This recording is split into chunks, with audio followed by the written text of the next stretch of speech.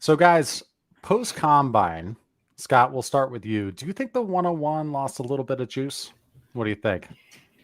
People are going to think this is controversial, but I was sitting here thinking on Monday morning, did the 101 lose a little value? And a couple people immediately go, how was that possible? Like Bijan was what we thought he was going to be. He's still the consensus 101. But here's the thought. It isn't that the 101 itself lost like market value. It's not going to go lower in startups. It's not going to be any less of a player. But I think what happened was you're now starting to see people looking at the first tier of players being instead of from 102 to 103 or 104. I think it's probably comfortably 102 to 105 and maybe even 106. We had a clear RB2 from the combine. We had a clear wide receiver 1 emerge from the combine. And we have 3 quarterbacks that I think everyone has different arguments as to why they should be the QB1, QB2, QB3, but they're all close together. So that's 5 more players on top of Bijan that I think people are really comfortable with right now. So it isn't that the 101 lost value. It's that the 102 through 106 solidified its value.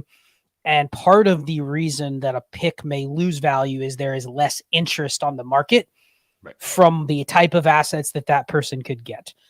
And so now the person at 101 is going, man, I would love to trade down to that 103. Maybe I can get the 103 and the 106. No, not if somebody has both of those picks, because they're probably sitting there going, man, I have 103 and 106. I'm going to get myself at least 1 quarterback and probably a receiver and a running back. Why would I trade up? Why would I even consider that? To the point where if I have 105, 104 for sure, because it's going to guarantee me one of the quarterbacks. But even if I have 105, because I think somebody will want to take Gibbs or JSN inside that top 4, if I have 105, I'm hesitant to move up. Just because I'm sitting here going, man, I really don't want to add much to my 104 to go get Bijan unless it is a very specific roster. It is I have 2 elite quarterbacks. My roster is set. Bijan is the missing piece. Then I'll maybe consider it. But guess what? I'm now looking at that 104 going, man, it is more valuable than it was a week ago. So I think the lost value for the 101 is that where they would want to trade to, those teams are much less likely to pay what they would have paid a month ago, 2 weeks ago, or even a week ago. So it takes out probably 4 or 5 teams in the league that are interested in trading for the pick unless they have this perfect roster construction. Shane's going to rebut this, but it comes down to the fact that a lot of times it isn't the value loss on what you can get for an asset. It's how many people are interested in the asset, the demand of the asset.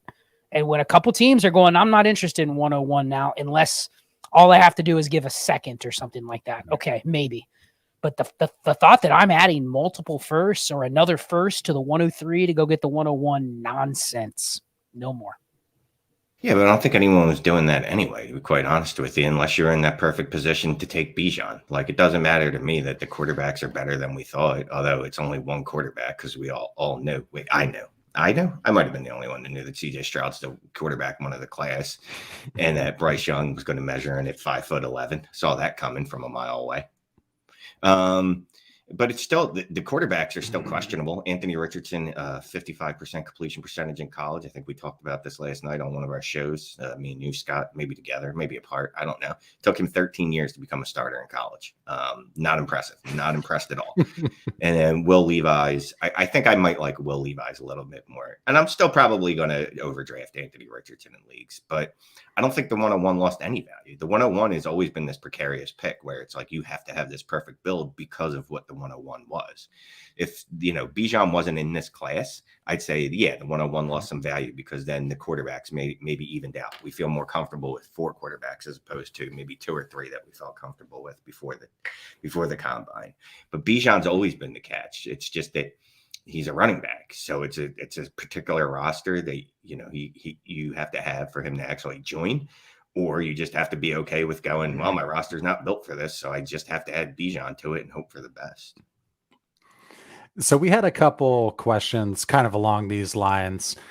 We talked a bit about this just now, but which rookie pick do you guys think gained the most value post-combine? And which picks do we feel lost value and might be acquired for less now? So if you could pick one pick that gained the most value, is it the 102? I'll go with the 104 because I think a lot of people already had CJ Stroud in that mix to be one of the top two, definitely top three, if not top two quarterbacks, like already locked in. And it was, I think, Bryce Young and Anthony Richardson had to check a couple boxes this past weekend, and they did. So I think anybody that needs a quarterback, if they're sitting at 2, 3, or 4, sure, at 4, they're not going to get their choice. At 3, they're not going to get their choice. But I don't think anyone is panicking if they're at one of those spots going, there is not going to be a quarterback for me to pick. And worst case scenario, you have 2 insurance policies with Gibbs and JSN. The market loves those guys. So I don't think, barring just something disastrous on draft day, that either of them are going to lose their spot as like, okay, maybe I don't love Bryce Young's landing spot for some reason, or Anthony Richardson falls out of the top 10, whatever it would be. You still have like 2 backup picks that you're going, okay, if I took JSN at the 104, I didn't waste the pick. So I think 104 is that perfect spot where you were feeling a little queasy about it. Now you're not at all queasy. And I think you could argue 105 and 106. You were probably nervous about those picks. I think you feel real good if you're at 105 and even 106 right now. So I would say that's probably the tier break of where 107 is the one where I'm going, man, I just missed out. What do I do with that pick? But I'd say 104 for sure. And the beautiful thing, and I'd go with 106. We did a show last night on the 107. Is that what we did? And yep. You should check that out. Cheap promo. And hit like. It's coming. Also subscribe. Smash that like button. But the 107s, I say by the time the draft rolls around, we'll feel more comfortable with that. Not by the time the draft rolls around. By the time of the actual draft, we'll definitely feel like, oh, no, I like the 107 and 108 better than I did as of 2 months ago, or 2 weeks ago, or 3 weeks ago. Just like the combine. What did I tell you, right? I told you these picks were going to bounce back. People were getting fatigued, getting all scaredy. Now you got Anthony Richardson in there, freaking nature. He could be anything. He's a mystery box, right? But yeah, JSN went out there and just blew away the short shuttle. I think he had the greatest short shuttle that's ever existed, give or take. I'm not 100% sure on that.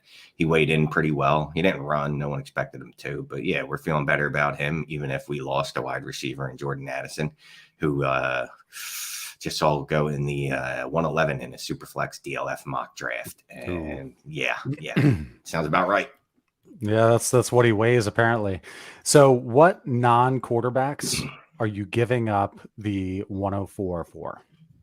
So we've got a couple obvious ones. Jefferson, Chase. Are you giving up the 104 for Kyle Pitts and a small tight end premium? Define small. If it's not large, then let's say it's a 1.25. Let's say it's a 1.5 for tight ends, full PPR for everybody else. Blanket, yes or no.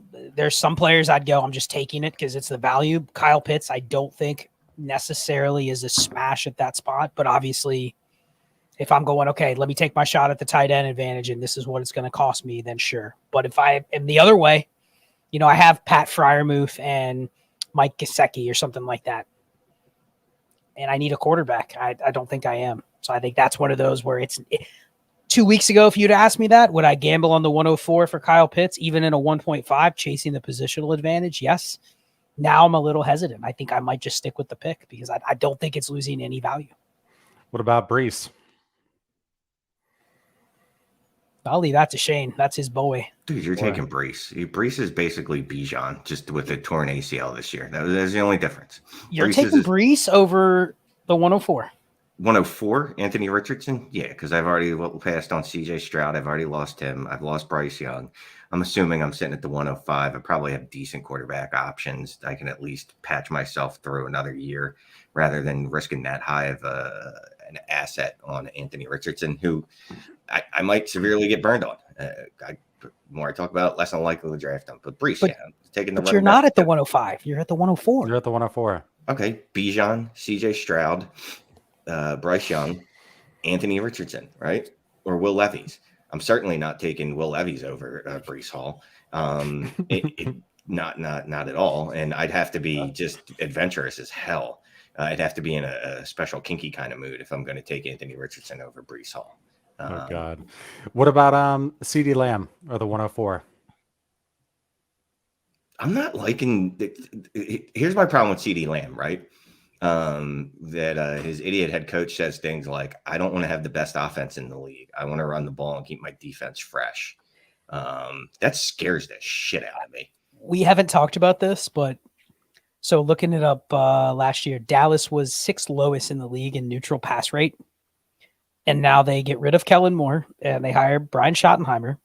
They're probably going to add more receiving weapons, whether you think they're good or not. But then some of the quotes from McCarthy about, we need to keep our defense off the field. We need to run the ball more. I'm not saying CeeDee Lamb's not worth the 104, but if you sat here and said, I want to add another quarterback because I want to kind of wait and see, because I think if you hit on the right quarterback, and we've talked about these 3 quarterbacks as like they've already hit. In fact, right now I would put the 3 rookie quarterbacks at QB 10 through 12 in Dynasty. I'm not taking Dak Prescott over him. I'm not taking Kyler Murray over him. If you're telling me that I had just putting these guys at 10, 11, 12 for now, fine. Why trade that for CeeDee Lamb right now? Feels like I can wait a month, 2 months, 3 months. Sure, it's not a liquid asset anymore, but yeah, I don't think I'm doing it. I hear you. There's no rush to do it. I'm probably trading it away. You're probably trading it away for CeeDee Lamb. No, not CD. I'm sorry. I probably won't take CD Lamb there. Like, yeah, I'm utterly scared that Mike McCarthy is going to turn CD Lamb into a 110 target guy again. And we're going to be like, well, that was fun. Remember that one year he got targets? Good times. Hey, I got to step away for a second. Shane, by the way, is dealing with a stomach bug. Yep, we told him to rub some dirt on it and just get out here, and that's what he did. But we'll see how long he lasts tonight. Scott, we'll ask you this one, and then we'll wait for Shane to come in. Young, Stroud, and now Richardson. What do we think? Who's the hammer? Come on, the hammer's Anthony Richardson, right? I think that's obvious. However, I mean, I think you could debate. We've had some debates over the last couple of days over in our Patreon group with Dynasty and Chill and in the Destination Devy Discord. 6-point passing touchdown, 6-1. If there's any sort of boost in the quarterback scoring, I don't have any issue saying I'm going to take CJ Stroud. Right. I do think Bryce Young is probably most people's QB3, even though he might be the first off the board in the NFL draft. Only because I look at Bryce Young and people are probably going to obliterate me for this comment. But I think Bryce Young's ceiling is probably like a poorer version of what you have from Justin Herbert, Joe Burrow, Trevor Lawrence. Like, he's not ever going to get to the range that those guys are. He might be really good for the NFL, but I don't think the dynasty community is just going to go, I want him more than those guys. So if he's QB 10, 11, 12, truly what is his like quote unquote value ceiling? I don't think it's much higher than probably top 6, top 7. I do think Stroud probably could get in the discussion with those guys. And obviously Richardson for a short period could pass those guys. You know, he could be he's QB overall number 1 in a season. So I think it's probably Richardson, Stroud, Young. But you could also tell me Young is the safest. He's going to get the best draft capital. Like, if there's going to be a guy that is just a steady low-end QB1, like, that could be him versus the other two might have a little more risk.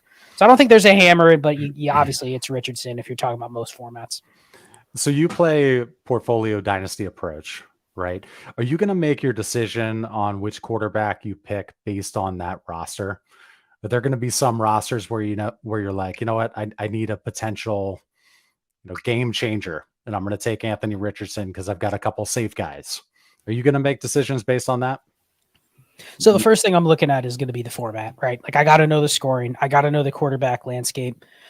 In like a 16 team, I have a couple 16 team leagues. If I have the 104, 105, I'm okay even taking the quote unquote safer quarterback versus let me just shoot for the moon. But then you're looking at your roster construction. And you're going, okay, is my top 2 quarterbacks, do I have Russell Wilson and Mac Jones? Like, that kind of room, you're going, okay, what guy do I take? Anthony Richardson. Thank you, sir, for coming back. And apparently you're in a much better mood now. But no, I would take Richardson in that case because I'm shooting for a guy that jumps ahead of those two. Whereas if I have a team, the more difficult one for me to figure out, I want to get Shane's opinion on this. Let's say I have a really good quarterback room, but then somehow I have 2 picks inside the top 4 or 5.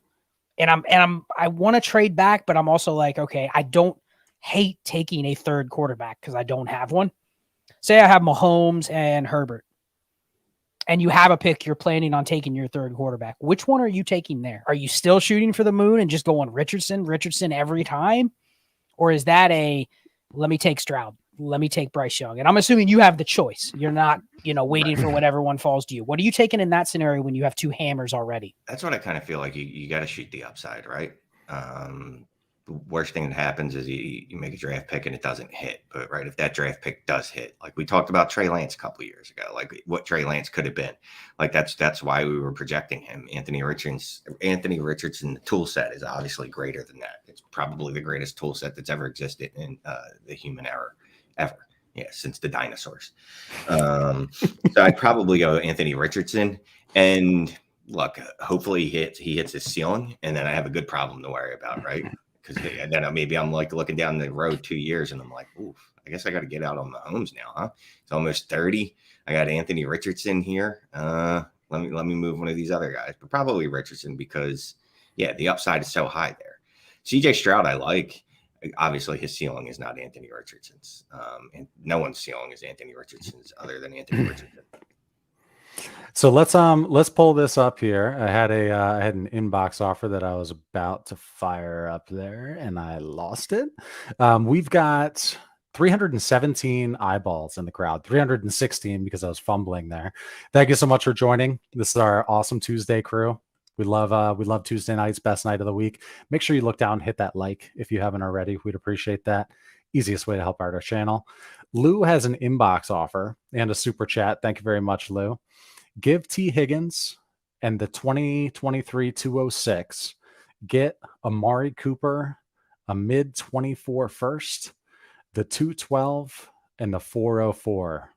Thanks, and go Birds.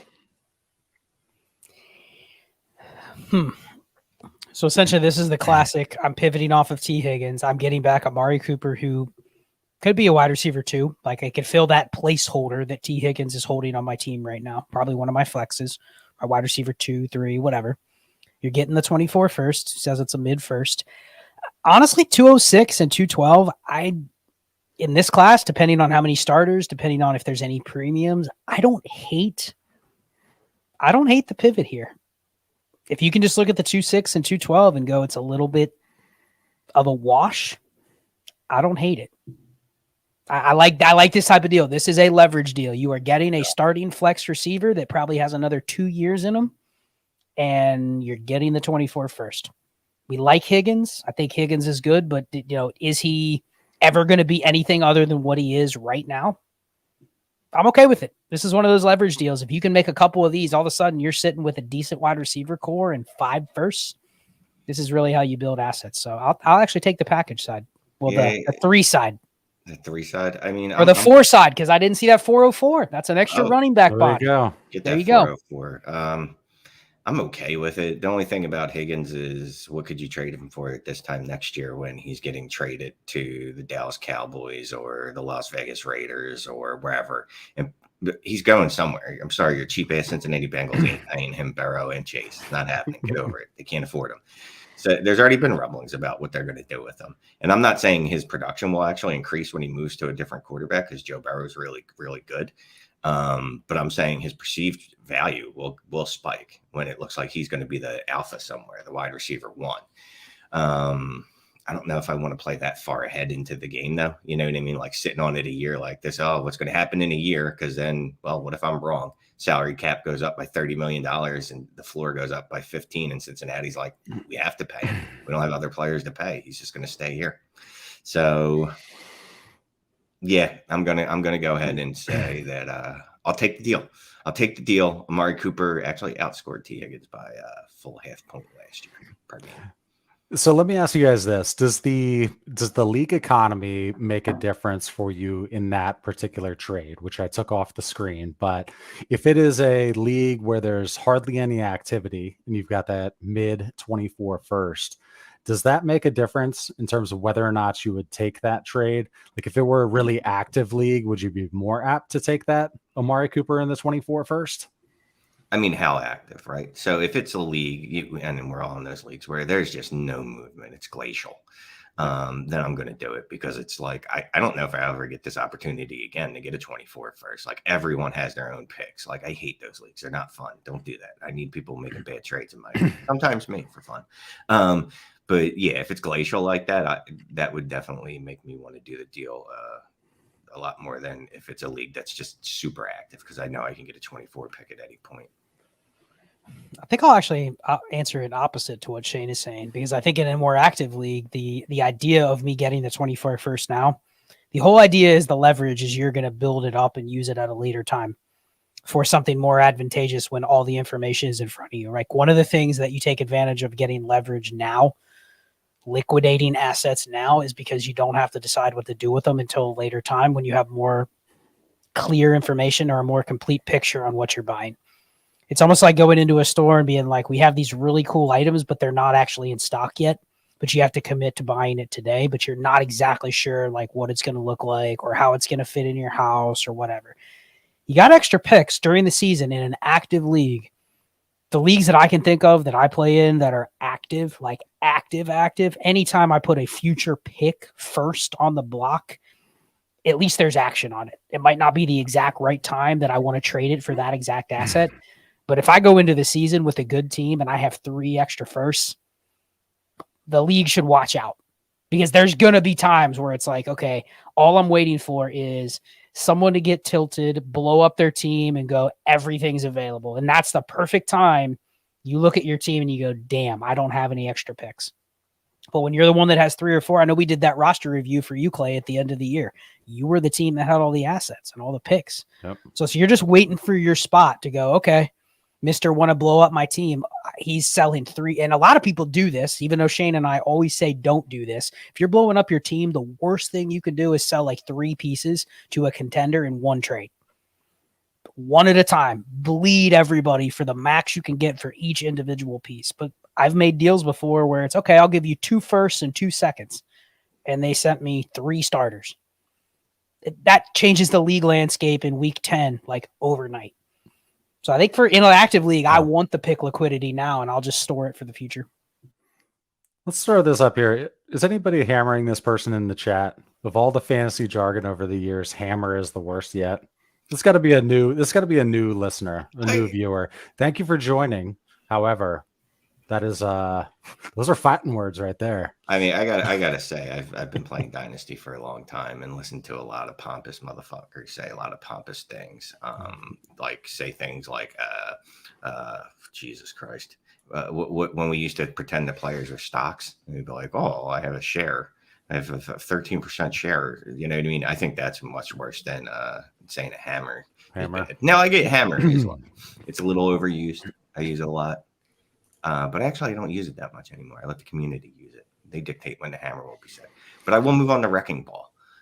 We'll use Wrecking Ball as well. And Sledgehammer sometimes. Sledgehammer, you just add the sledge to it. Yeah. Add the sledge. So if you don't like hammer, I'll come up with some other, terms that can signify that, to beat someone in the face with a good roster.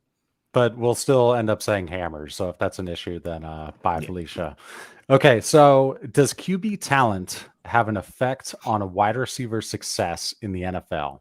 Should we be discounting production numbers from wide receivers that had first-round caliber QBs, like JSN with Stroud, and vice versa as well? So guys who were talented but didn't have a good, first-round pick QB. No, because what we've seen... Yeah, we've seen, and it's borne out by analytics, is that if you're good in college as a wide receiver, you're more prone to be good in the NFL, regardless of who your quarterback was. Like we make excuses for wide receivers why they didn't produce in college all the time. Well, his teammates were too good. Well, his quarterback was bad. He was in a bad offense. And generally what those end up being is just empty excuses that don't mean anything. So I trust in what the production tells me. I'll lean on that more than anything. Yeah, I think to your point, we do a good job. This is something that a lot of people, too many people at this point, are using this kind of stuff as a way to determine how to scout receivers. I mean, if there's one thing that the Dynasty community does very well is developing models and modeling to figure out how wide receivers are going to translate. It's not perfect, but it's out there. Every year, earlier and earlier, there's people that have all that data already ready. And now we're using different stuff to measure it. It's not just dominator rating, market share. There's a ton of things. And the good thing is you are measuring it against the peers on the same team. So every player on the roster, in theory, had the same situation, the same quarterback. So you're not looking at raw numbers. You're looking at how do they relate to each other. It does get tough when you have these teams like the 2019 Alabama and the 2021 Ohio State, where it's like, man, they got a ton of guys. And are you really going to ding the guy who was the number 3 or number 4 because he wasn't as good as the ones above him? Right. It gets tricky when you get into those situations. But other than that, I can compare somebody that played for Houston versus somebody that played for Vanderbilt. And there's numbers where you can go, okay, how were they relative to their individual offense? And I think there's a pretty good way you can compare that without worrying about the raw numbers. Good stuff there. David, thank you for the super chat, sir. 12-team Superflex PPR start 12. Give Garrett Wilson and a 24 third. Get Stephon Diggs and a 24 first. Love the show. Yes, you should make this deal. I don't want to talk about it. Ooh, and that's coming from a big time Garrett Wilson fan. Look, let's take that into account. But yeah, I mean, you're getting a 24 first plus a wide receiver that outproduces Garrett Wilson and still has probably 2 to 3 elite seasons left in him. You got to take Steph Diggs in the 24 first here. I don't want to do it, and I hope that no one ever puts this offer in my inbox because then I have to take it. Yeah, right. But no, because this definitely would be one of the ones where I don't like. I'm like, damn it, this is the smart move, but I don't want to do it. You know what I mean? But the smart play is just be name agnostic, right? Garrett Wilson, Chris Olave, whatever. If someone comes along and offers you a wide receiver 1 and a 24 first for a wide receiver in the similar tier, you have to take it. And it's a start 12. Yeah. I mean, yeah, you got to take this one. It's the same type of deal as the earlier one with Higgins and Amari Cooper in a first, but I actually like this one better. So I think this is that wide receiver leverage deal where could this burn you? Yes, but if you're playing in multiple leagues and you have 2 Garrett Wilson shares, 2 Chris Olave shares, you're doing yourself a disservice if you're not trying to get this type of deal because you're not always going to get it. These don't show up in your inbox that much. Sometimes you have to be aggressive and strategically chase these kinds. So I like it. This is one of those moves like I'd be so mad because all summer I'd be chasing Garrett Wilson and I'd be like, oh, I got so much Garrett Wilson. I'm so happy. And then someone would send me that offer and I'm like, I have one less Garrett Wilson now. Yeah, then you have to go get another one. You're going to overpay in another league to get one back. Yeah. Right. Okay, let's go to this one. Let's go to this one here. I saw Davis Daniels. Hello, sir. Thank you very much, as always, for your generosity, your unnecessary generosity. Seriously, but thank you though. Thanks, fellas, for answering my question last week. 14-team Superflex start 10, 6 point per passing touchdown. Current QBs are Mahomes, Fields, Geno. Have the 101 and 102 rookie picks. Bijan and which QB? Feel like risk for AR is worth it since I have a stable QB room. Thoughts? I mean, I kind of feel like Fields is already that risk. You already have that dude that could be a high-end elite quarterback 1 or out of the league in 3 years. So I don't want to add another guy to that mix. I'm going to have to play it safe here, and I'm going to get my dude Stroud and add him to this roster. Yeah, my first thought was this was almost exactly what we talked about at the beginning of the show. What do I do if I have a good QB room, but I'm also sitting with 2 picks where I know I'm going to take a quarterback? 6 point passing touchdown, 14-team Superflex. The whiff here probably doesn't hurt his team as much as it would for others. But I also think if Stroud just ends up being, let's just say he's another Dak Prescott. How is your team getting beat over the next 3 or 4 years, right? Like at least it could get beat, but it wouldn't be because you don't have the right roster construction. Like I really like adding Stroud to a team like this. And if that was Trevor Lawrence instead of Justin Fields, I might go, hey, let's rip Anthony Richardson. And then if he hits, then I have 3 of the top 6 and I'm selling one of them at that point maybe. But yeah, I think I'd probably go Stroud. It's very close, but it's either between Stroud or Richardson. There's no consideration for anybody else. Just curious. So you don't have your quarterback rankings. Just and I know you don't do rankings. You're like me, but if you had to rank them, would it be Stroud, Richardson, then Bryce Young? That is correct. Because Bryce Young's a hobbit. Is that what it is? Less hobbity than people thought. I mean, he's 5'10". Yeah. No, he's 5'11", isn't he? No, he's 5'10". 5'10" and an 8. We'll give him credit. We'll give him credit. He was not 5'9", like I've said all offseason. But yes, I would go Richardson over Bryce Young. Yep. So if you had the 102 right here, are you trying to trade back maybe to 103 or 104? See if anybody wants to take that, or do you just want to hold that pick and pick your number one? I feel better about it if I trade back to the 103 and I can get an extra piece, and then someone else makes the decision for me. If I'm truly okay, and I think that's that's the discussion we're going to have a bunch over the next 6 weeks. If you're at 102 through 104. Really evaluate what type of roster you have and what type of quarterback you want to add, not just based on your roster, but the scoring. Determine how worth it is for you to move up. Here, I would be willing to move back. The question is, his team's already in such a great spot. Like, what is the 103 going to offer? I mean, Shane, what are you offering from your 103 to move up to the 102? Nothing. Is that a bag of Sour Patch Kids? Yeah, I will offer you nothing. That's my final offer. Would you move back for a single second in a start 11? 102 to 103. So you lose your choice, but you're getting a second. 24-second random. No, I'm pretty dead set on Stroud at 102. Like I at least want that to be my choice. If I want to get all risky, so you wouldn't give the second to move up and take your guy Stroud? No, then I'm just going to take whoever comes to me there. Okay, fair. Yeah, in a situation like that, instead of just taking a second to move back a spot, I would want to take one of my other players, like a wide receiver 2, and upgrade that player as part of the move back. And just instead of getting just some random second, I would want to very target upgrade a positional player. That's just me. Those are hard to do though. Those take longer. Okay, let's move to another one here. We got 383 folks. We got the thumbs up in Facebook. Is that Shane's uncle? Brad Bryan? Where's Diane? Where's Diane? He's yeah, she doesn't watch the show. She's gone now. I offended her. that TikTok was great. We got some funny ones there. Okay, let's go to this one here. Thoughts on the late first round picks in a super flex tight end premium.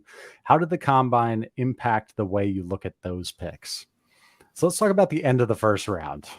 Like we mentioned how 107, you've got a show that's going to be hitting your subscription boxes Thursday or Friday. But let's look more, guys, at like the 109, 10, 11, 12. What are you thinking about those picks right there?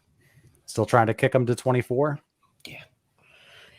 I mean, we've been pretty consistent on this class. You are going to get good profiles between 107, 108, probably all the way to like 204, 206.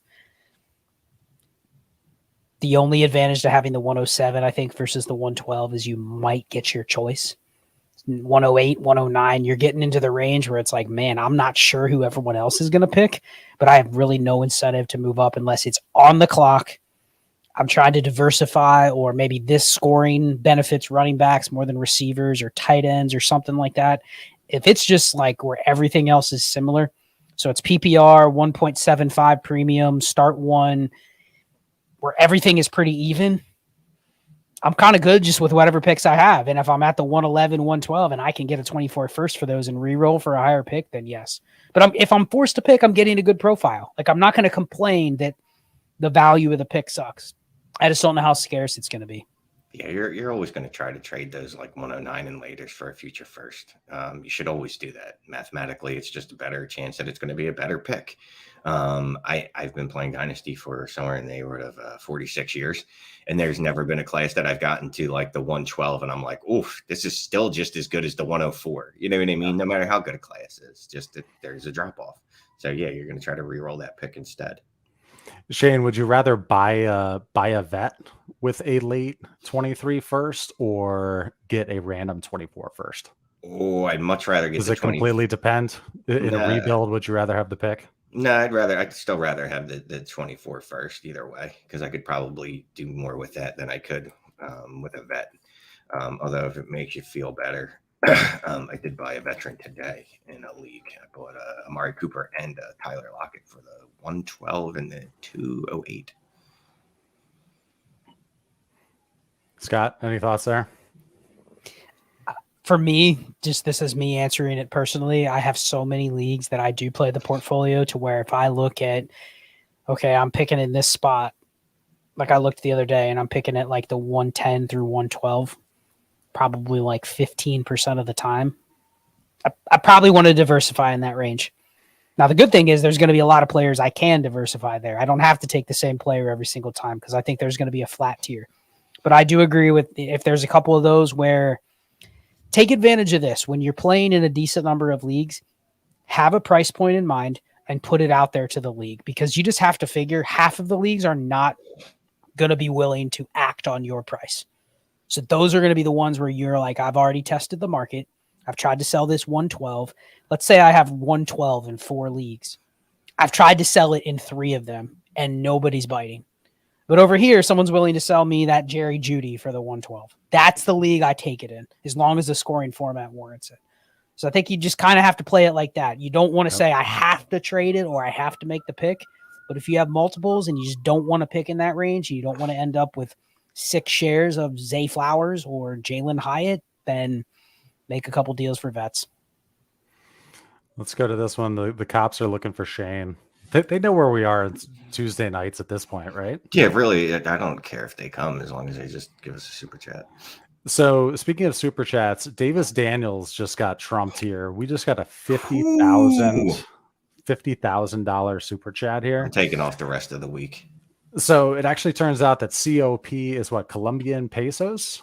Yes. Right?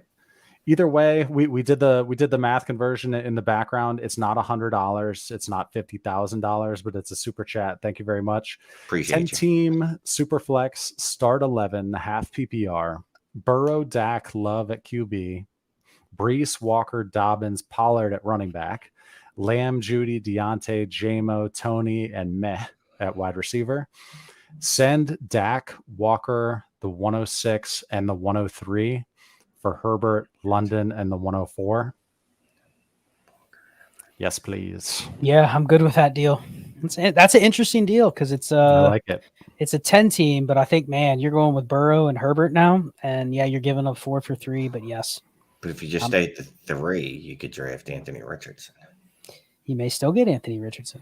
At 104. It's true. It's true. Yeah. That's the beauty of that 103 versus 104 now versus last week. Last week we might have gone, man, that might be a tier break. Now I think he's actually pretty comfortable with it. I like it. I would take the get side there. That's quite a trade. That'll wake the league up. Ones like that are like, damn. Yeah, nice. everyone feels the need to trade after that. Yeah. No winners, no losers necessarily. Okay, thank you very much for that super chat. Appreciate it. Okay, we'll move that one here. Let's go to Professor Charlie. Sir, Charlie, how are you? Hammer hunting is the hashtag for this super chat. Thank you very much. Yeah, where's Salzy? Was that the person who had that comment earlier? Slashy. Okay, what's up, Slashy? 10 teams, start 9, Superflex. Allen, Watson, Henry, the 101, DK, London, Ridley, and Mark Andrews. That's what he's got as his team. Question: what second contract running backs, 28-year-old plus wide receivers, are worth the 108, 109, 202 pick range? Thinking Jacobs, D-Hop, Cooper Kupp, etc. So veterans versus making the picks. So let's start with running back. Is anybody who's in the 108, 109, 202 range? Christian McCaffrey, Saquon Barkley, end of list. Really? For the 108? Yeah. The 109? There is no way I'm paying anything with a 1 right now for Josh Jacobs or anybody. A second contract running back? Mm-hmm. No thanks. Receivers, we can talk a little bit. Yeah. More of an expansive pool at receiver, but right now, like that's my running back list. Yeah, he's got like it or hate it. He's got the 202 as well, so he can go throw that. See if he can get a couple of the old people, the Dalvin Cooks of the world, Josh Jacobs, Derrick Henry. He's my favorite person ever. I gotta be honest. It's only start 9. I don't care. I'll give up the 109 for Derrick Henry.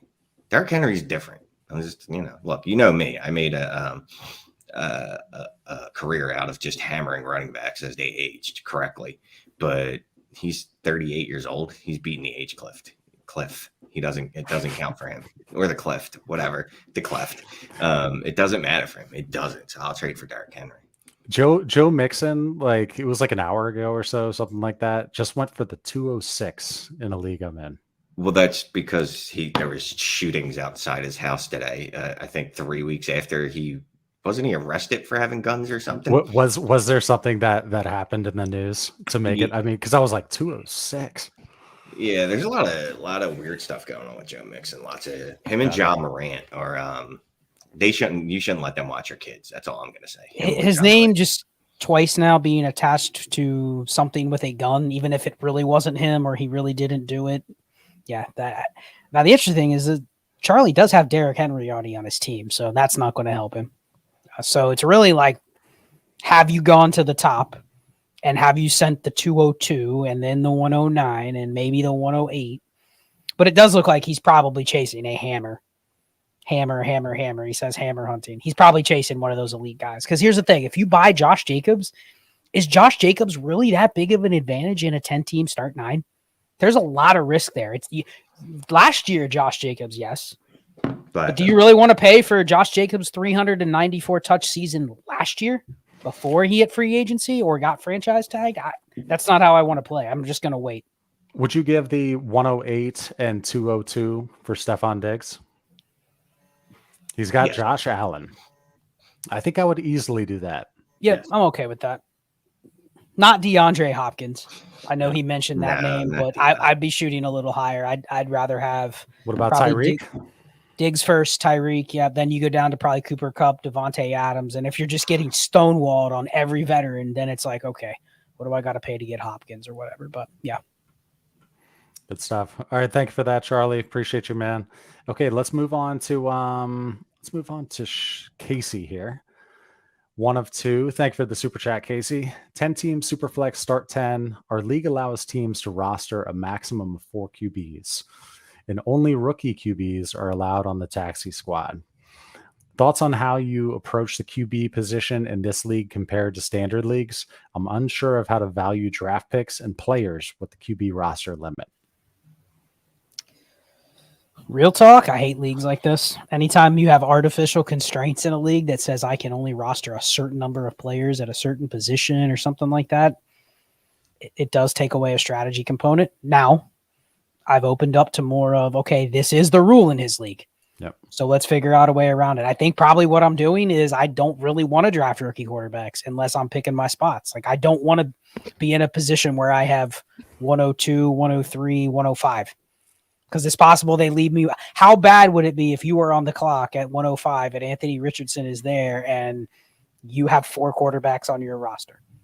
And you go, hey, does anyone want to trade for, my Geno Smith or my Jared Goff? I'm like, no, we're not letting you draft Anthony Richardson. Like, figure out the problem that you've walked into.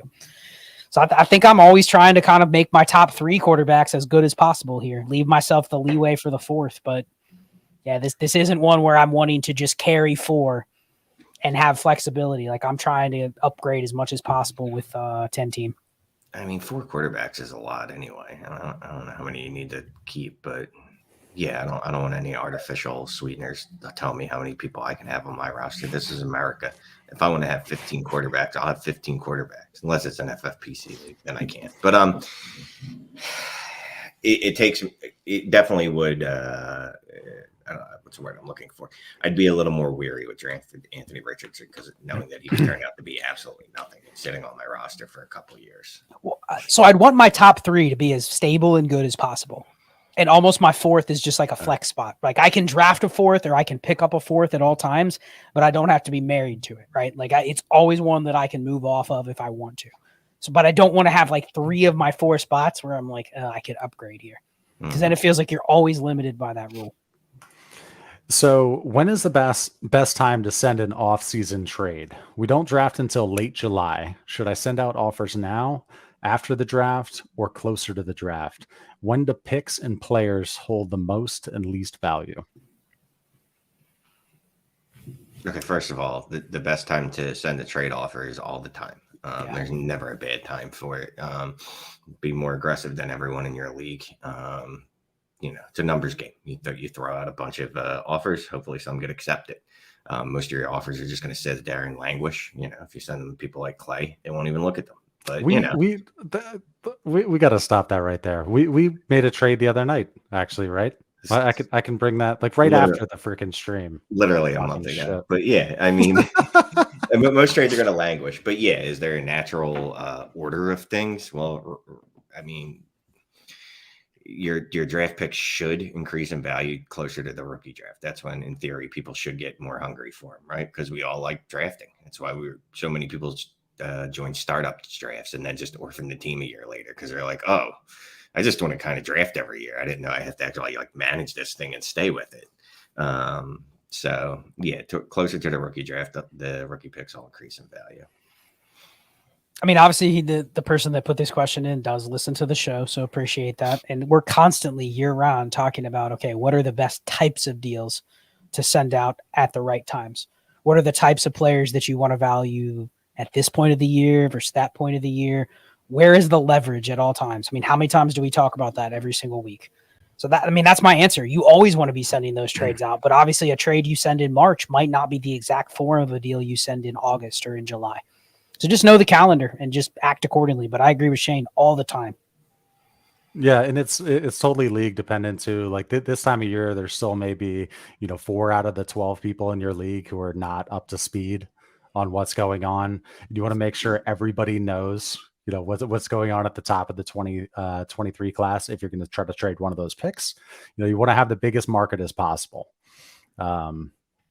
Could get extra from somebody who's just sitting on the sidelines. Sorry, yeah, I'm listening to my kid like cry like crazy in the back. No, well, the best thing for kids is just letting them cry themselves to sleep. No idea. Okay, let's move this here. Shane sent me a private message. Let's get busy on those stars, on the starred messages. First one on the list is Sean. Hey, Sean, how you been? Hello, Sean. As always, thanks for everything, guys. Part 1, 12 teams, start 9, half PPR. Watson, Lance, Chase, Lamb, Olave, London, and Joku. 101, 104, 108, 109, 111. No picks in 24, 25. No one wants Lance. Elite QBs are too much. Do I trade up my picks? Should I try to get Stroud rather than risk AR? I know depth isn't important in a start 9, but I don't have too many assets left. How do I use my picks for the best value? Thank you. Appreciate that. Nice. I got Watson, Lance. I probably would lean Stroud here. But Stroud where? At 101, Shane? Oh, no, 104. Oh, will he be there at 104? He likely won't be there. You're not going to have your choice. Yep. You're right. My apologies. Are you paying 104 and 10 or and 111 to try to get up to 102? Just to get the decision out. It's a start 9, half PPR. Yeah. You probably don't want to be drafting the wide receiver 5 of the class at the 111. And I'm not sure there's going to be a running back that's an automatic lock to go there either. And put it this way, if there's an RB3 that emerges, I'm betting they go before the 111 here. And you probably took them at the 108 or 109. So I'd be fine with the 111 and 104 and send it to the 102. If they decline, send it to the 103. But at least you're getting either Stroud or Richardson. Yeah, and this is the team I'm shooting for Richardson, honestly. Let's be frugal first, though. Let's first try the what do you call that person? Let's try the 108 and 111. And yes, I know I'm cheap, but I just want to try it first before I just blatantly like, oh, here's my 104. You don't want anyone knowing you're that easy. So you're trying to get the 102 or 103 with the 8 and 11? I'm going to say. Just going to say. What about 8 and 9? Would you do that for both of those? I assume you would, yes? Yeah. Okay. Yeah. I mean, that's 3 offers you can send right there. Yeah, and then ultimately I'd let them work me up to 104, 111. Fair. Yep. Let me move this one back. Okay. Thank you for that super chat, Sean. Appreciate it. Okay, let's go to this one right here. This one cracked me up before the show. What's up, party people? Most actionable Dynasty show on YouTube. 12-team best ball, start 11, 2 QB. It's 6 point per passing touchdown, -2 for interceptions, 1.5 tight end premium, punting 2023, retooling for 24, looking to squirt, running backs, Looking to squirt running backs. Okay. Give Akers, get the 211 and a mid to late 24 second. It's my boy That's Ty. fine. Yes, I'm taking the 2 picks. I'm good with it. I mean, you're punting 23. Do I think Akers could ever be worth a first again? Most likely not. It's in the range of outcomes. Probably not a likely range of outcomes. So fine. I'll trade him for a couple seconds. Yeah. Okay. Go with it. What's up, party people? He's looking to squirt. Okay. Squirting running backs. Okay. Let's move on to. And I got to be honest with you. If we're making fun of vernacular I've used in fantasy terms, I'd say squirting is much worse than hammers. Oh yeah, so somebody actually on the TikTok I posted with the squirting, some guy commented saying the guy at the end ruined it because at the end of the TikTok it was just so we're not sexist, you know, it could also be a squirt. And the guy's like, the guy at the end ruined it. It's freaking That one guy at the end. I was like, yeah, he's fired. I wanted to say so many different things. I said he's fired. Okay, Dustin. Thank you for the super chat, sir. 12 team, super flex, PPR, no tight end premium. Garrett Wilson and Chris Olave for the 111, 324 first, and a 25 first. Value too much to pass up would cause team to go into a full rebuild.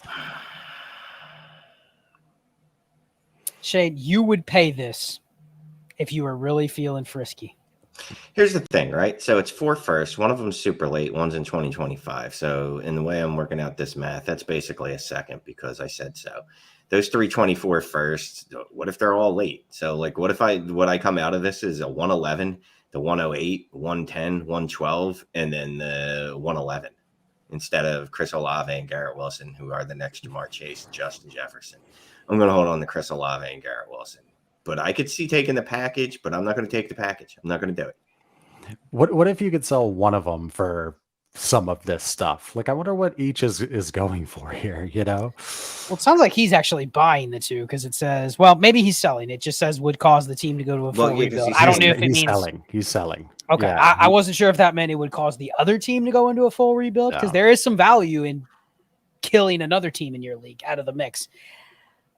Man, can I sell one of them for half that package? Two of the 23 first or 24 first and the 25 and just not accept that 111? Or can I get the 111 and 2 of the 24 first? Can I get it? I don't want I probably am okay not taking the 5, but man, this puts our rule to the test, doesn't it? This isn't 3 first for both, but it's like 2.5. Well, here's the thing. So when we talk about this mysterious first, right? Generally, what we have in our mind is like, oh, it's going to be an early first, right? 111 is basically a second. I mean, yes, it has the 1 in front of it. But it's a good class. It's a good class. That's fine. And that's 4 random firsts. But it could it's be the all top 6 picks. Sure. It's the 111 right now. You know what I mean? Like there's no mystery to what that first round pick this year is. It's the 111. So it's automatically not worth obviously as much as anything in the top half of the draft. It definitely is. It's a good package, but I'm probably just going to hold on to Garrett Wilson, Chris Olave, but I wouldn't mind just trying to see what I could get for Garrett Wilson.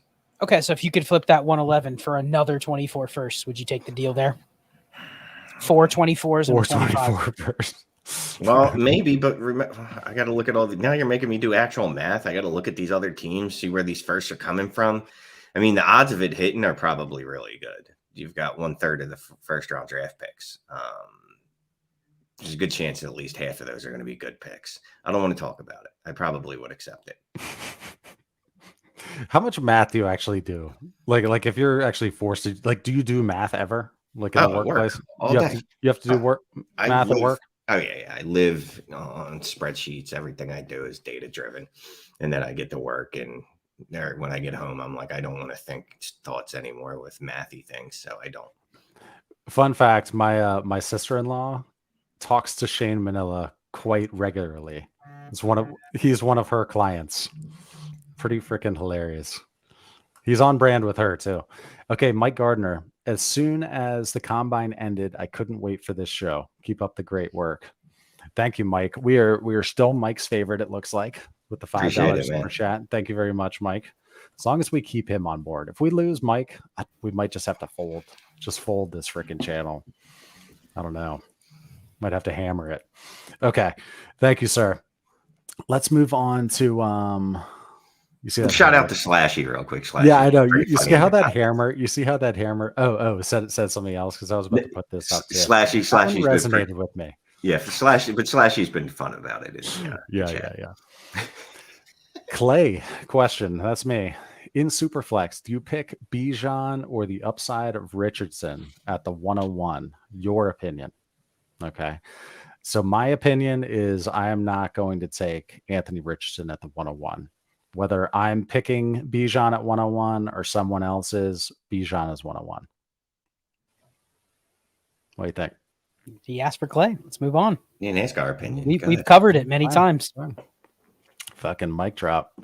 Okay, let's go to Atomic Adams K Jack. Thanks for the super chat, Adams K Jack. 1 of 3, 10-team Superflex half PPR start 10. Gave the 110, 24 second Pickett and Goff. Got Kyler and a 24 first. Have Lance, Wilson, Tannehill, no RBs. So let's start with that before I pull up 2 of 3. What do you think of that trade right there? 110, 24 second, Pickett and Goff. Got Kyler and a 24 first. I love it. 10-team Superflex. Okay. 2 of 3. Wide receivers are Chase, Olave, Hollywood, Deontay, Dotson. 101, 102, 202, 209, 324 first, and 2 seconds. Was that a good buy? Also, inbox offer for Hollywood for a 24 first or stand pat for now. So should he give a 24 first for Hollywood? That's in his inbox. The only justification for not would be he's getting Kyler Murray, but I'm actually okay selling a receiver in the. I like Hollywood, but there's a lot of receivers in that range that you would rather take the pick over because it's just not a scarce asset. And regarding the trade, I'm good with it. With all these other assets, he's basically just turning a bunch of things into Kyler Murray. And I know there's been some comments about us not being super high on Kyler Murray.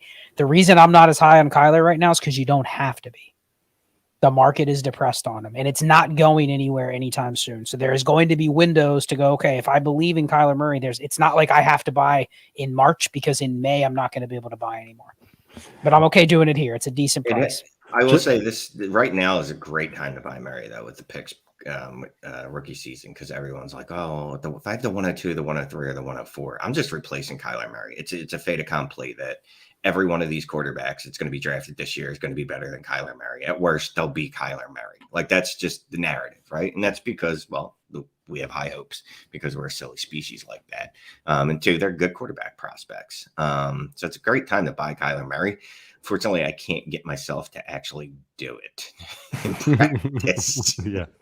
So just to confirm, though, inbox offer for Hollywood for a 24 first. It sounds like he's giving up a 24 first for Hollywood. Which side do you like? 24 first or Hollywood? Well, so he's got the 102. So he's probably considering drafting another quarterback at the 102. In his current quarterback room, I believe he's going to have Trey Lance, Russell Wilson, Ryan Tannehill, and now Kyler Murray, and he's going to draft a 5th. I don't know if it's like I'm winning with that QB room, but I think he has enough depth to cover the Kyler absence, and it's still a shallower league. So if I can get the first for Hollywood, I'm okay doing that. He's got a ton of assets. He's going to have 4 of the 10. So you want the first, not Hollywood? I want the first. Okay. But I'm good with the Kyler trade. The only reason I wouldn't consider the first would be, okay, I have Hollywood Brown with Kyler Murray.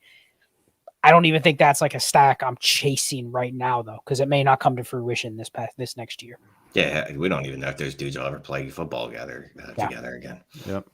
And 3 of 3, special thanks to Shane and Scott for the roster review. Favorite Dynasty content by far. Love my Tuesdays now. Appreciate you, man. Thank you. Okay, let's side this one here. Just real quick, if we're a little backed up on roster reviews, I apologize. I've been out of commission for a couple of days, so I put us behind the 8 ball. Yep. And if you have questions, want details on roster reviews, email dynastytrades5@gmail.com. We'll send you information on the pricing process, all of that good stuff. Of course, we have a process, right? So we'll shoot that over to you. Give me just a little bit of time to respond. There might be a couple day delay because we are hammered by inquiries. I wanted to put this up. I can almost guarantee one of these QBs will be worth more than Bijan in 2 years, but it doesn't seem worth it to guess which one. And that's the problem. It's like, yeah, obviously, if we knew, we just grab one of them. Do I think it'll be Anthony Richardson? Maybe. Do I think it's going to be CJ Stroud? Could be. Do I think it's going to be Will Levis? No, not a chance in hell. But for all I know, it could be him. You know what I mean? He goes to the Colts and they get him, I don't know, a legit wide receiver. Say they trade for Marquise Brown to go with Michael Pittman and add CD Lamb, Jaxon-Smith Njigba, and all of a sudden he's got all these monster weapons and he's a proficient quarterback, and then he's a QB1, so it definitely could be. It's just it's like Russian roulette. You don't know which one you're pulling is going to actually end it for you. Good point. Okay, let's go to Fly Meatwad, holding the 102 in a start 9 Superflex 12-team half PPR. Don't really need QB, have Watson, Lamar, Fields, and not exactly ready for Bijan. Hold, swing on AR-15 if I can't trade back. Also chance Bijan falls. Bro, if you have Lamar, Watson, and Fields, you're ready for Bijan in a start 9. Yeah, bruh. Also see if they'll switch to triple flex. Yeah. And I think that's a good point, Shane. I didn't even think about that, but this is a team where you have 3 of the top 9 quarterbacks. Wherever you want to put Lamar and Fields, they're within the top 9. You actually probably have QB 7, 8, and 9 for most people, but you have all 3. You can probably wait it out. You can probably draft Bijan.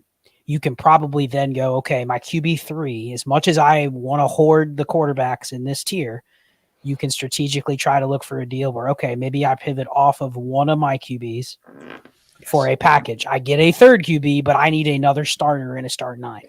But I think the theme of this is you have 3 quarterback assets and Bijan. That is almost enough for me to go, I got a live shot to contend. So I think you are ready for Bijan. No exceptions.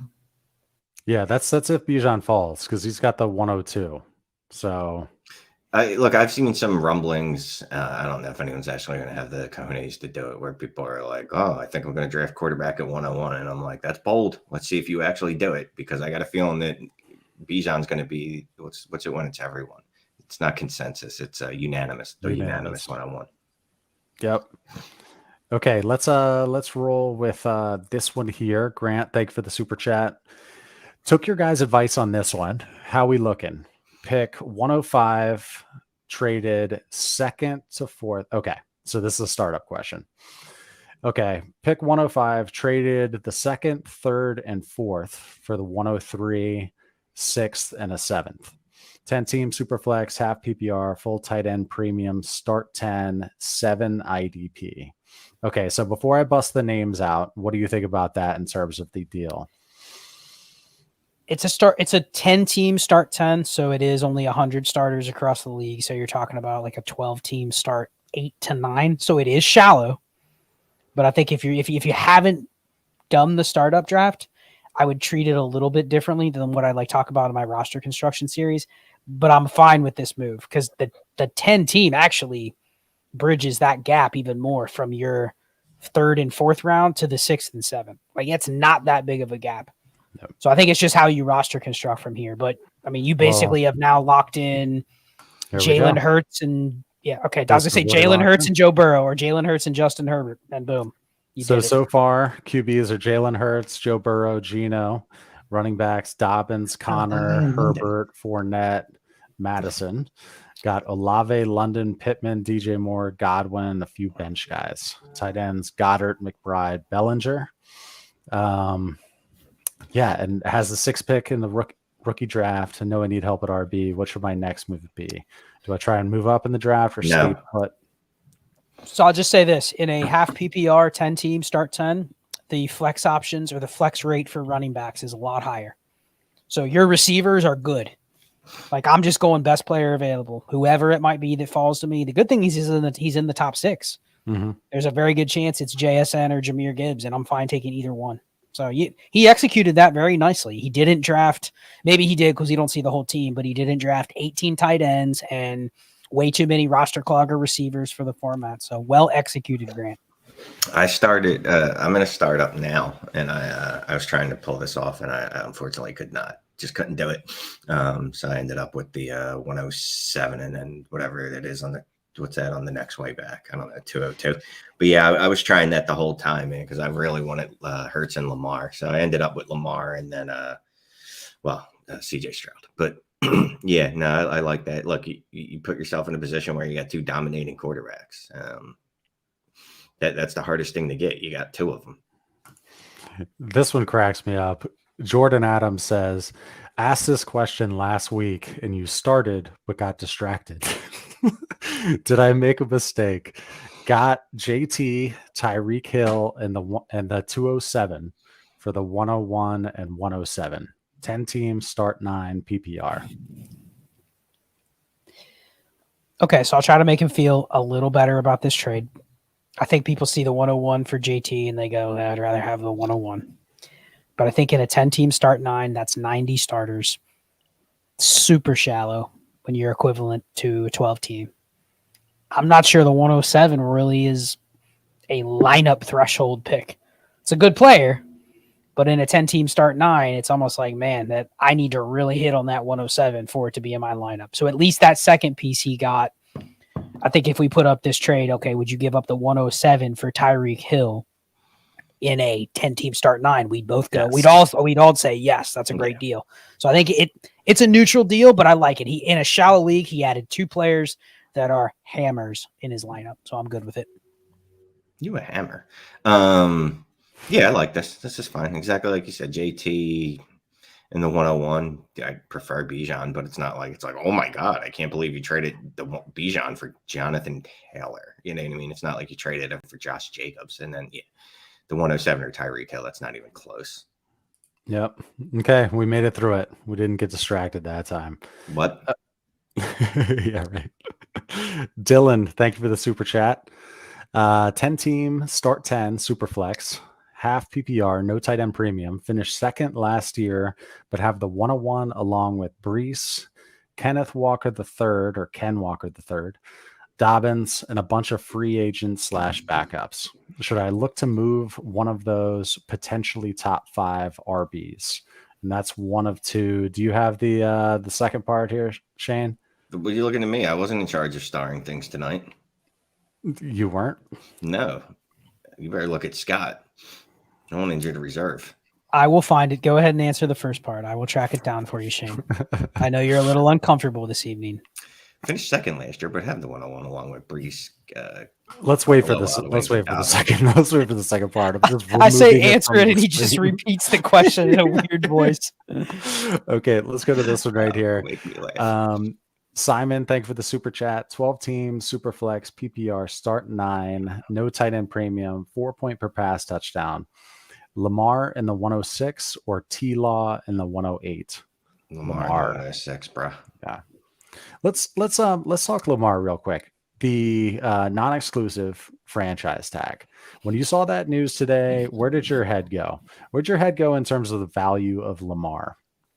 Well, until I realized that the NFL was openly colluding, I felt pretty good about it. I mean, they've openly colluded. Like teams are just coming out like, oh no, I have no interest in a MVP winning generational quarterback. Why would I want that? I'm perfectly fine with Tua Tagovailoa.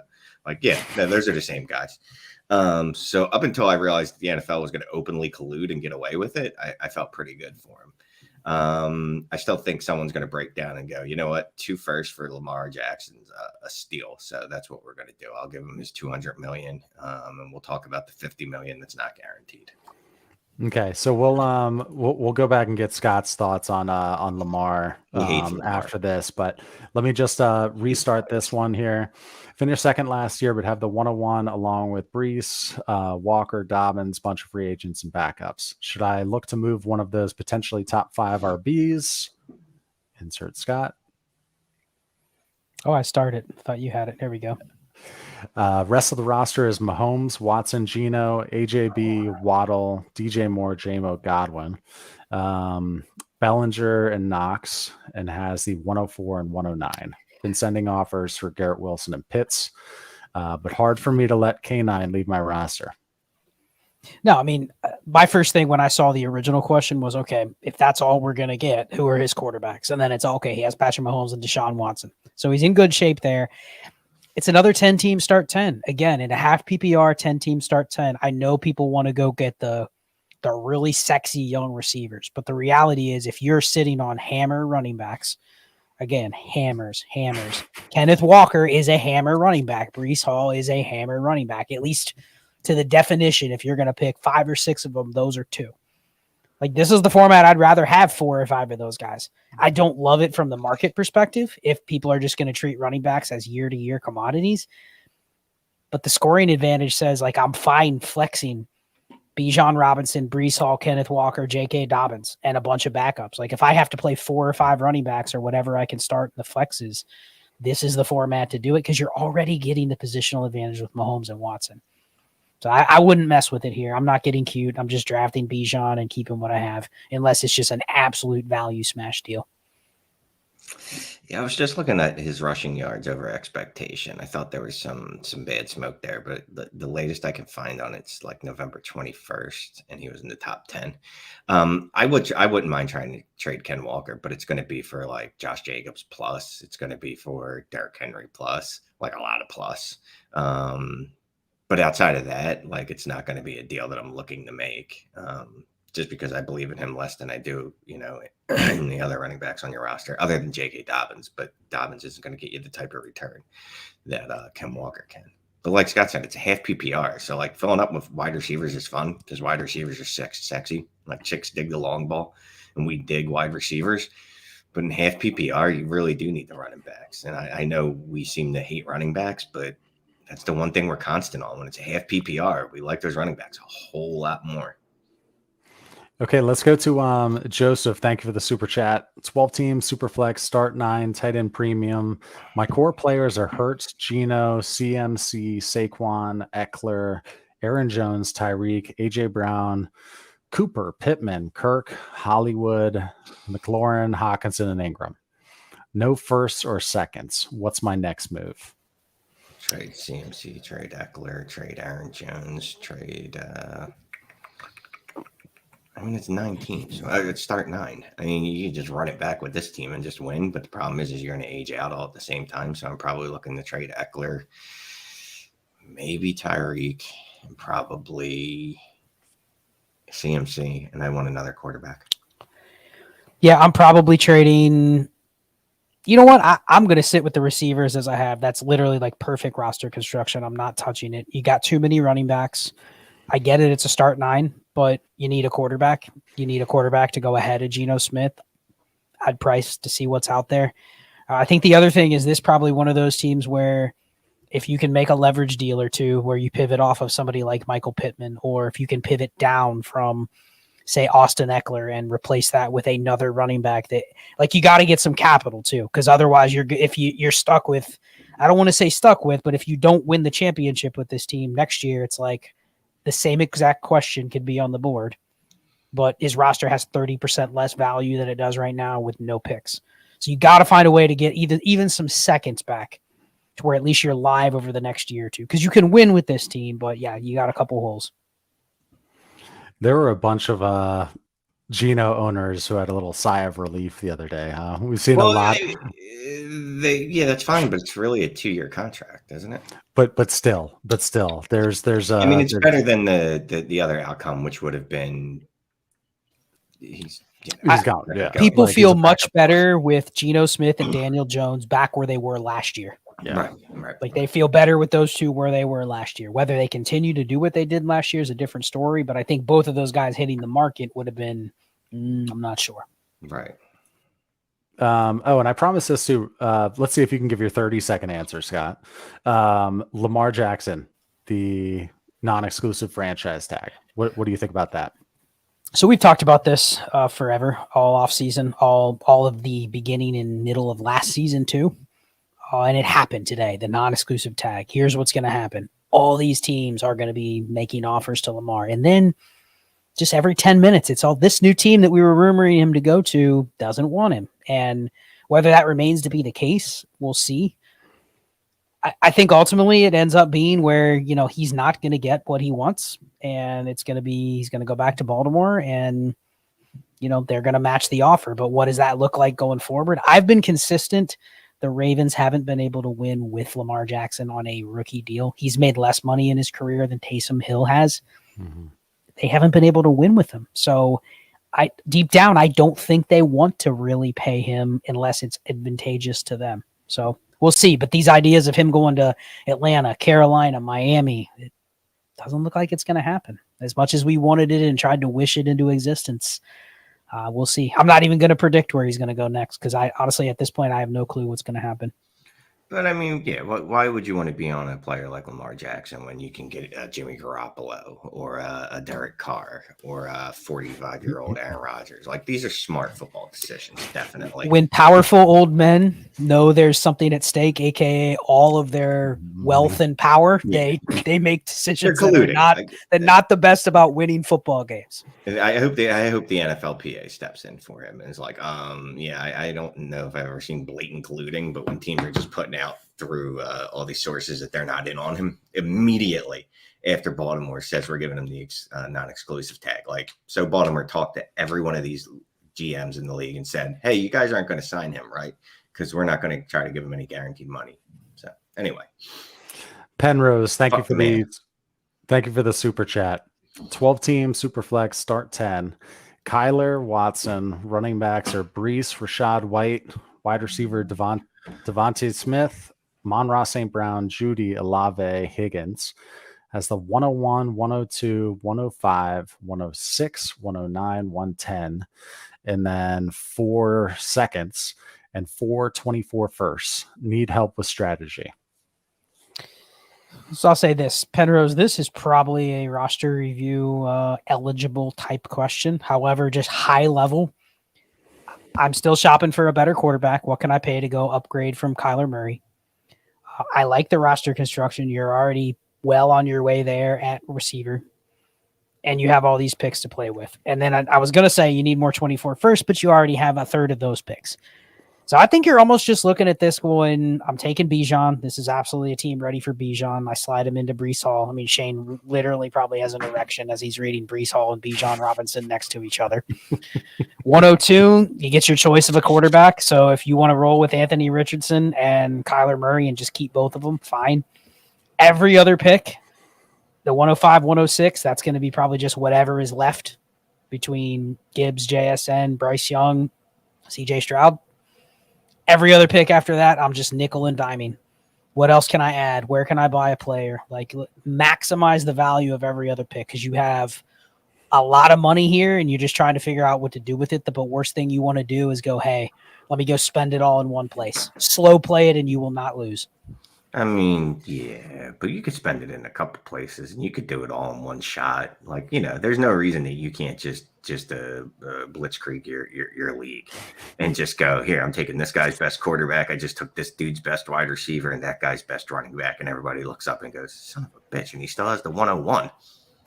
If Shane and I both retired and we went and did like a weekend in Vegas, what we spent and what we did during that like 2-day stretch would just look a little different. It would look a touch different. Look, I've run out of money in Vegas before. I don't want to talk about it. Okay, let's go to this. We have 451 eyeballs in here. I don't know the math. 451 divided by 2. Shane knows the math. He does a lot of math. But no, thanks so much for joining. We've never hit a 500 burger. Maybe we will one day, but all 451 of you, appreciate you being here tonight. Make sure you look down, hit that like. And we got Dad over on Facebook. He's there. Brad, Brian, and Colin Crandall looking from over in that from the Facebook machine. Okay, let's keep going here. I will throw this up. Jonathan Kirby, there was never a reason to look forward to Tuesday nights until it came across your channel. Great work as always. Thank you, man. Much appreciated. And there was one more here that we will put up too that was shouting us out. Sup, guys? For anyone new to the channel, these dudes are gospel and Dynasty. Keep it up, dudes. Thank you, man. Appreciate you, both of you, for tuning in. Yep. Thanks. Yep. I see something from Slashy down there. It's good. It's got an F-bomb in it. Okay. Let's go to this one right here. Jacob, thank you for the super chat, man. 1 of 2, 12-team Superflex, tight end premium, half PPR, start 10. I traded Higgins, Dubs, Burks, 105 and 208 for Chase, Cooper, Shaheed, 201 and 311. Did I win this trade? For context, I have Burrow and Watson as my QBs. I'm good with it.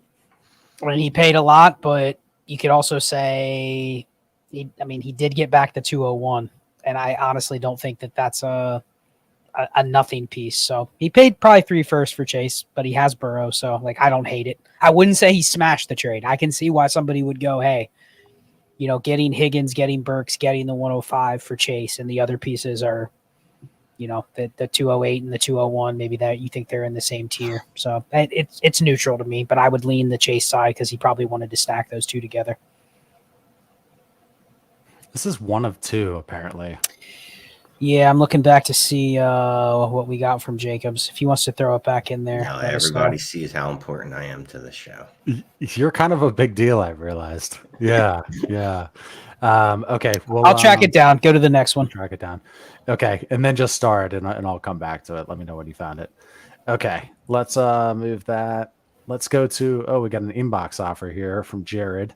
Give ETN, Ayuk, Burks the 23-106 and the 308. Get Olave, Cole Kmet, 24 seconds, and the 103.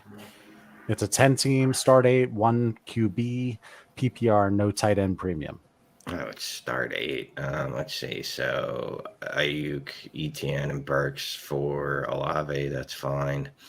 106 and Olave 308. and 103. 103, 24 second. Yeah, I do this. Next time, though, I just do me a favor, Jared. Put these in the correct order of importance. So it's Olave, 103, 24 second, and then commit. But yeah, I like this deal.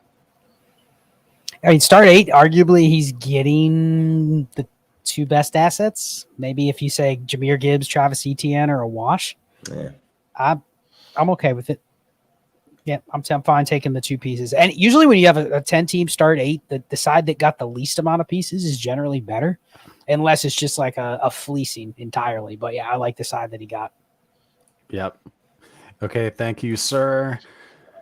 And Jacob fooled us all. 1 of 2, but then he said there wasn't actually 2. So I spent 45 seconds tracking down his comment. At least he clarified it in the chat, or would have drove me crazy. Yeah, he was bird dogging that. All right, thank you, Jacob. This is a good one. Dylan with the super chat. Thank you, sir. Should we devalue Rich's pass catchers in fantasy? To start, probably yes. Not just because of course, his bad completion percentage in college, right? And the knocks that he's not an accurate passer, not a good passer, but he's also a rookie. Historically, if you look at efficiency for rookies, I mean, unless it's even like Joe Burrow was average as a rookie, slightly above average maybe, but not like, oh my gosh, he elevated everybody on his team like he does now. It's like just generally rookie quarterbacks, you're going to devalue. And I think maybe his question is long-term. We don't know.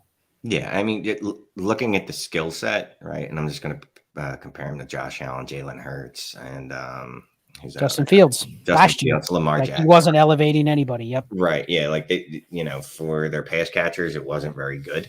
That first year starting, each of those guys progressively got better, and in Jalen Hurts' case, a lot better, in Josh Allen's case, a lot better. So long term, who knows? Like, you know what I mean? Honestly, he could be that he's just going to be a freak of nature, and he goes out there and he's going to be rushing for 150 yards a game because he's bigger than linebackers. So that's not something, if I'm the head coach and I got a guy out there that could just body people, I might let him just do it. I will say this: Jalen Hurts Lamar Jackson, Kyler Murray have all had seasons where they're inside the top 8 in terms of EPA per play. So you're just looking at efficiency. The one negative is when there's a running quarterback, just the sheer number of plays they're going to run more and keep the ball is going to limit the play volume just a little bit. Like you're probably never going to see a season where Jalen Hurts throws it 625 times. Even if their intent is to throw it that many times, there's just the sheer number of plays that are not going to be pass plays is probably going to be a little lower. But I think efficiency is the wrong way to go about it. We've seen elite efficiency seasons from somebody like Lamar Jackson or Kyler Murray or Jalen Hurts last year.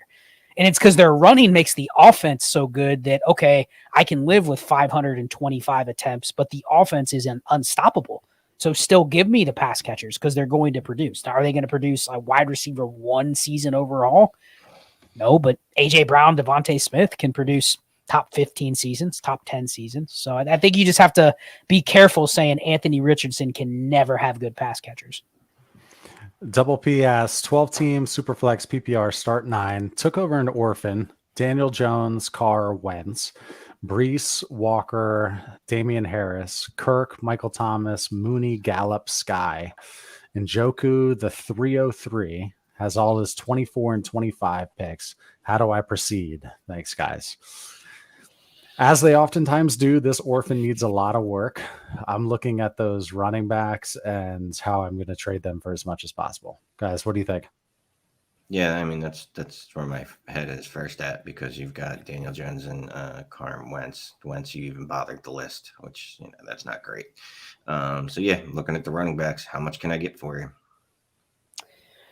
Yeah, this is a rough one because I'm looking at where can I liquidate and actually kickstart my rebuild. And it's probably Brees Hall. It's probably Ken Walker. But then you look at the second thing I look at when I have players like that is, do I have a chance to do anything and maybe contend? And no, not with this team. So listen, if you want to have fun, this is one of those where you go, all right, I'm blowing it up. Can I move Ken Walker or Brees Hall? And if so, what else can I do? And just start from scratch and, join another league, do it differently in that league. That's how you start your portfolio. You start with teams like this and accept that it's going to be a 3-year. Exactly. Just join another league. So you would, I guess, if you're getting 2 firsts for either of those guys, Brees and Walker, you're just taking 2 firsts. Yes. No problem. Yeah. The assets. Yeah. You just want assets and then split them. And I'd prefer, unless I know my league will give me a 24 first for like the 110, 111, I'd actually prefer to get the ambiguous picks in the future because he has his own 24 picks. So I really don't want to draft players right now because I'm going to need quarterbacks at some point. And I'm assuming if I can't get in the top 2 or 3 picks this year and I can't trade for an elite quarterback, maybe this is a team that goes and looks at Kyler Murray. And then also tries to tank for Caleb Williams, and boom, next year you might be on track to have a quarterback room built. And you trade Brees Hall for Kyler Murray. Probably you get Kyler Murray straight up for him. Okay, let's go to this one right here.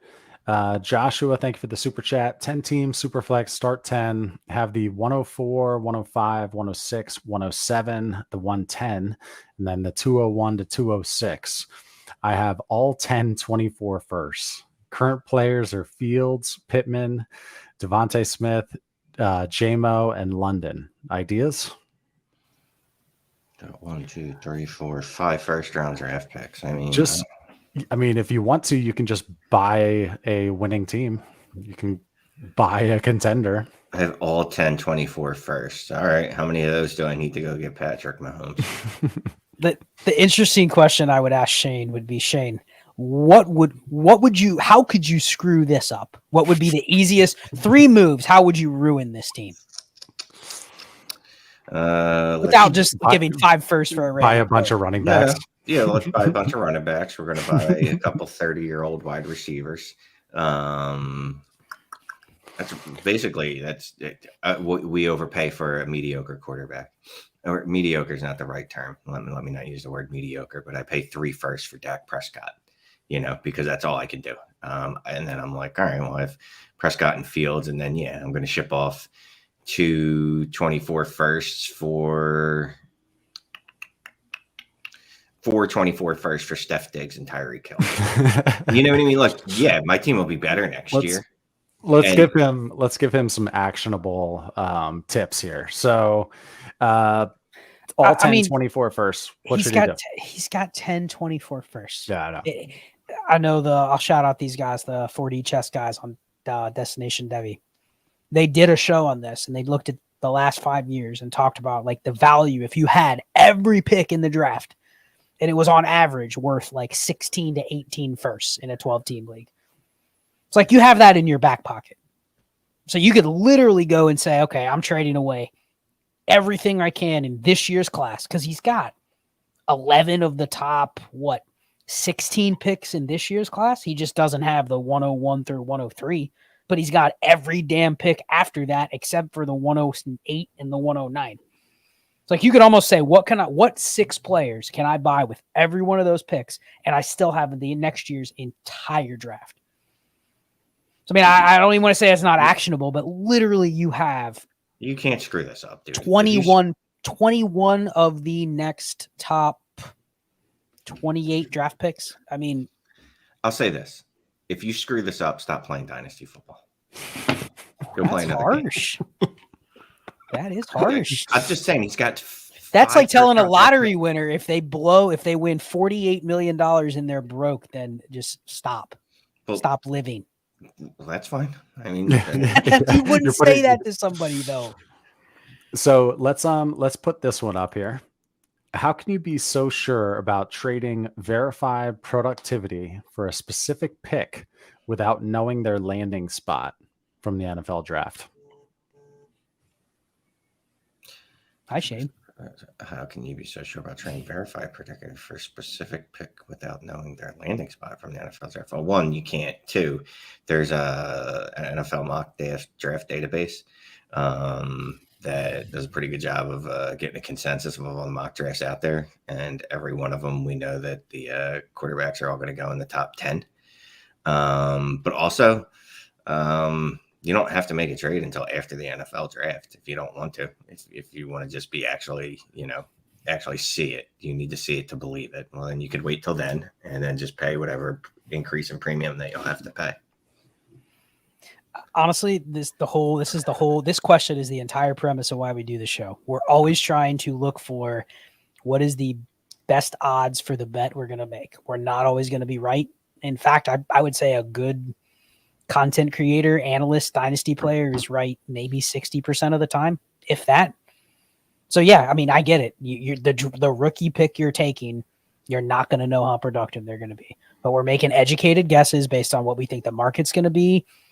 The landing spot stuff, I don't know about Shane, but I think he's on board with me. The landing spot stuff, we don't care as much about that. It's buying the player and letting the land. But there's landing spots last year we would have said are terrible and now we love, and vice versa.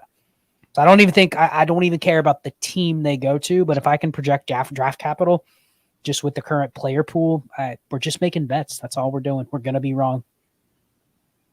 When I think about that landing spot comment, for whatever reason, the first player that comes to mind is AJ Brown. People were trashing, Tennessee is a landing spot, and we're fading that talent. Yeah, that's what I think about every single time. And then they did the same thing when he ended up in Philadelphia. Same exact thing. But anywho. Guys, we still have 448 people watching this. We have to call it a night. We want to thank you very much for joining. As always, we've got the 107 show that will be hitting your inboxes Thursday, Friday, something like that. Hopefully you'll enjoy it. Actually, I will give credit to Scott for where it's due. In the show, I say that he took Anthony Richardson at 104. He, in fact, in the 103 show took Anthony Richardson at 103. And that's something that we kind of fumbled on during the 107 show. So you'll see that, but know and remember that he said 103A, Rich. Guys, you want to say adios to the crew? Appreciate everybody coming back out on a Tuesday night. Awesome. Honestly, that's why we do the show, because there's such great turnout on this night. And all the haters in that 103 video that absolutely lit me up for taking Anthony Richardson there a month ago, I still love you. I forgive you. We make some good calls and we make some bad ones. That was a decent one, but even I didn't see the market swell getting to this point. But we did acknowledge that it is possible and maybe it's happening. So yeah, just thanks everybody for tuning in. I feel bad every week that I can't answer every question. I know. But at the same time, they wouldn't stop. We're still getting questions right now. Like 2 minutes ago, we're getting questions where I'm like, damn, that's an interesting topic. So just keep them coming every week. We appreciate everybody here week after week. It's awesome. All right, y'all. Have a good night. See you Peace. next time.